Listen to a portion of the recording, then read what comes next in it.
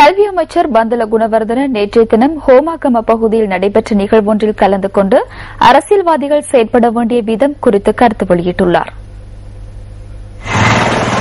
ஹோமாகம பிட்டிபன கபடாவத்த பகுதியில் நிர்மாணிக்கப்பட்டுள்ள சனசமூக நிலையத்தை மக்களுக்காக கையளிக்கும் வகையில் இந்த நிகழ்வு இடம்பெற்றது.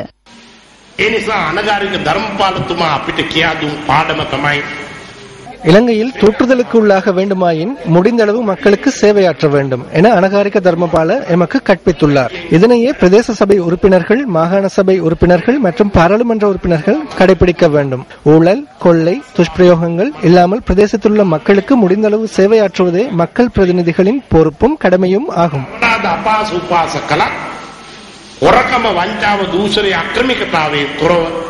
ඒ පළාත්වල ඉන්න ජනතාව වෙනුවෙන් කළ හැකි උපරිම දේ කිරීම තමයි මහජන නියෝජිතයන්ගේ ප්‍රධාන යුතුයකම හා වගකීම.